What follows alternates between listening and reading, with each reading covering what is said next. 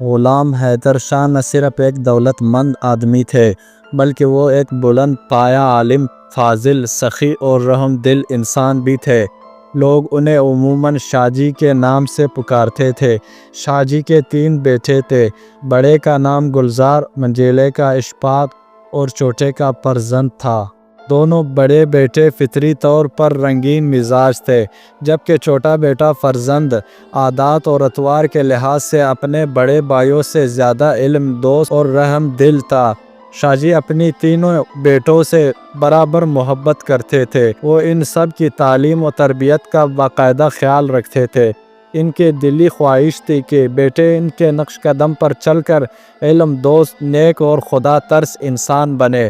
اس لیے وہ اکثر انہیں اپنے پاس بٹھا کر نصیحت کیا کرتے کہ میرے بیٹو، دنیا میں دکھ اور سکھ انسان خود ہی پیدا کرتا ہے۔ دراصل آدمی اپنے ساتھ کچھ بھی لے کر نہیں آتا، اور جو کچھ بھی پاتا ہے خدا کی مہربانی سے پاتا ہے۔ اپنی محبت اور ہمدردی، محنت اور کوشش کی بدولت پاتا ہے۔ اگر کچھ کھو بھی دیتا ہے تو غم نہیں کرنا چاہیے، بلکہ یہ سمجھنا چاہیے کہ دینے والے نے اپنی امانت واپس لی ہے۔ آج جو کچھ بھی کس کے پاس ہے، کل وہ کسی اور کھاتا اور پرسوں وہی کسی اور کا ہوگا۔ اس ناپائیدار دنیا میں دولت کو پا کر آدمی جب مغرور اور بے فکر ہو جاتا ہے تو یہی غرور اور بے فکرہ پن اس کے دکھ کا باعث بن جاتا ہے۔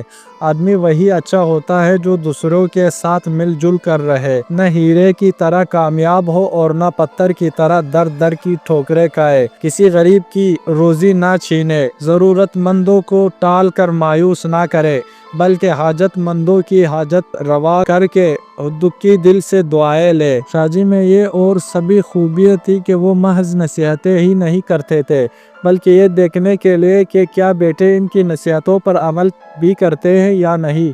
کبھی کبھی ان کا امتحان بھی لیا کرتے تھے۔ اکثر بچے تو امتحان کے نام سے ہی گھبرانے لگتے ہیں۔ گھبرائے نہیں، پڑھائی لکھائی کا امتحان تو اسکول میں ہوتا ہے۔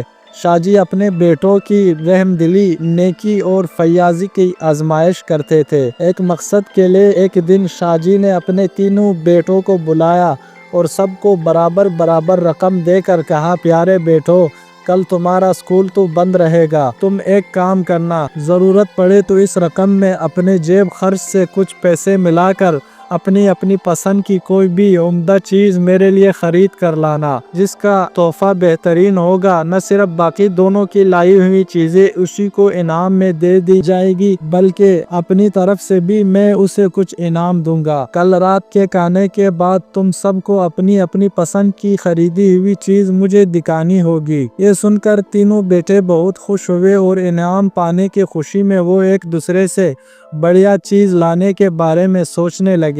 وہ دل ہی دل میں سوچ کر خوش ہو رہے تھے۔ کوئی کسی کو کچھ نہیں بتاتا تھا کہ کل وہ کیا چیز لانے والا ہے۔ اگلے دن اسکول سے چھٹی تو تھی ہی، تینوں الگ الگ سمتوں میں خوب سے خوب تر چیز لانے کی کوشش میں اور تلاش میں نکل کھڑے ہوئے۔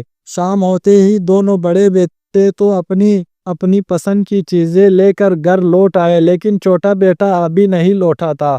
رات کے کھانے کا وقت ہو رہا تھا، پھر بھی شاہ جی نے انہیں کچھ دیر اور فرزند علی کا انتظار کرنے کے لیے کہا۔ کچھ ہی دیر میں فرزند بھی آ پہنچا۔ سب نے مل کر کھانا کھایا اور اس کے بعد انعامی مقابلہ شروع ہو گیا۔ تینوں بیٹے اپنا تحفہ لے کر ایک طرف بیٹھ گئے۔ گلزار اور اشفاق کے چہرے خاصے پر امید دکھائی دیتے تھے، لیکن فرزند کے چہرے پر کسی قدر سنجیدگی کے آثار نمایاں تھے۔ شاہ جی مسکراتے ہوئے اپنے بڑے بیٹے سے بولے، کہو بیٹا گلزار، میرے لیے کیا لائے ہو؟ گلزار تو پہلے ہی اس حکم کے انتظار میں بیٹھا تھا۔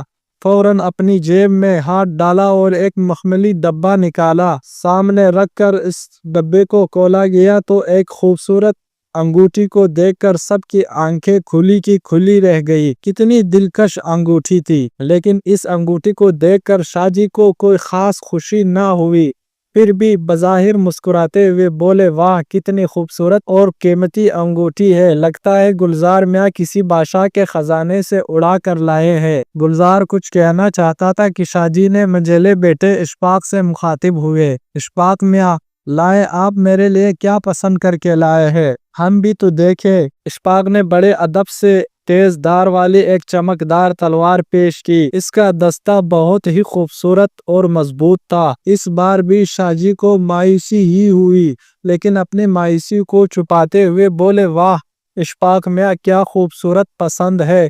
بہادر ہمیشہ ایسے ہی چیزیں پسند کرتے ہیں، لگتا ہے تم ہی انعام پاؤ گے۔ اشفاق میاں تھے کہ اپنے تعریف سن کر خوشی سے کھولے نہ سمائے۔ ان کے بعد چھوٹے میاں کی باری تھی۔ شاہ جی اس سے مخاطب ہوئے، فرزند ارجمند، آپ نے میرے لیے کون سی چیز پسند کی ہے؟ فرزند نے پہلے تو چکی جھکی نظروں سے اپنے دونوں بھائیوں کی طرف دیکھا، پھر جھجکتے جھجکتے کاغذ کی ڈھکی ہوئی مٹی کی ایک چھوٹی سی پیالی نکالی۔ اس کے تہہ میں اوس نما پانی کے چند قطرے چمک رہے تھے، جنہیں دیکھ کر شاہ جی کے دل کو تسکین سے محسوس ہوئی۔ حیرت اور مسرت کے ملے جلے جذبات کے ساتھ شاہ جی نے پوچھا، میاں فرزند، ان دونوں کے تحفوں اور ان کی افادیت کو سمجھنے میں تو مجھے کسی دشواری کا سامنا نہیں کرنا پڑا، البتہ تمہارے تحفے نے مجھے الجھن میں ڈال دیا ہے۔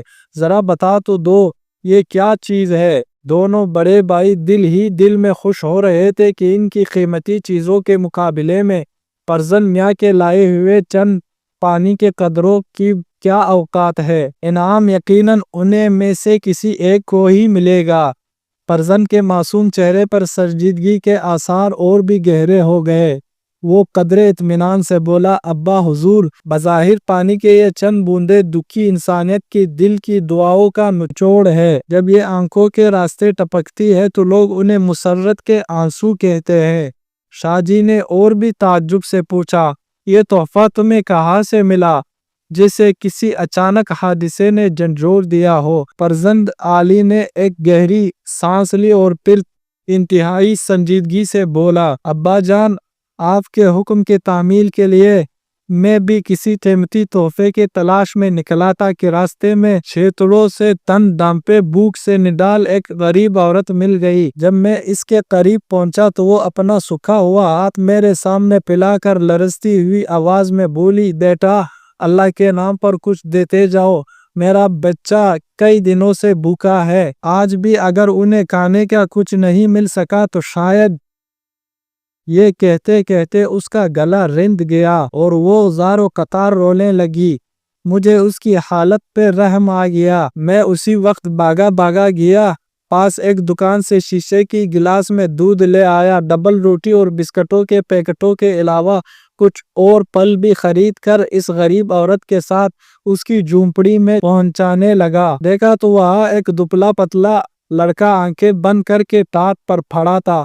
غریب عورت نے دودھ کے گلاس میرے ہاتھ میں لے کر پھر لپک کر اس نیم جان لڑکے کے پاس پہنچی اور توڑا توڑا کر کے دودھ اس کے حلق میں ٹپکانے لگی۔ میں وہی بیٹھ گیا۔ تھوڑی دیر بعد لڑکے کے کمزور جسم میں کچھ جان آئی تو وہ خود ہی اٹھ کر بیٹھ گیا۔ بچے کو بیٹھے دیکھ کر ماں کا دل باغ باغ ہو گیا۔ بچے نے ڈبل روٹی کی طرف ہاتھ بڑھایا۔ ماں نے ڈبل روٹی کا پیکٹ کھول کر اس کے سامنے رکھ دیا۔ جب وہ کافی ڈبل روٹی کھا چکا تھا تو اس نے ماں کو بھی کھانے کے لیے کہا۔ پھر ماں بیٹا دونوں ڈبل روٹی کھاتے رہے۔ کھانے میں وہ اس قدر مہوا ہوئے کہ انہیں میری موجودگی کا احساس بھی نہ رہا۔ کچھ دیر بعد اس عورت کو میرا خیال آیا تو لگی مجھے دعائیں دینے۔ ایک نظر وہ اپنے بیٹے پر ڈالتی تو دوسری نظر مجھ پر ڈال کر پھر دعائیں دینے لگتی تھی۔ رفتہ رفتہ اس کے دل کی گہرائیوں سے نکلنے والی دعائیں آنسو بن کر اس کے آنکھوں سے ٹپکنے لگی۔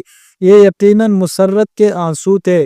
جب آنسو اس کے آنکھوں سے ٹپک رہے تھے تو میں انہیں اس پیالی میں اکٹھا کرتا جاتا اور اس سے باتیں بھی کرتا تھا۔ ہمدردی کے طور پہ میں نے اس لڑکے کے باپ کے متعلق پوچھا تو پتہ چلا کہ لڑکے کا باپ اللہ کو پیارا ہو چکا ہے، کمانے والا کوئی نہیں ہے، ایک ایک کر کے گھر کا سارا سامان بک چکا ہے۔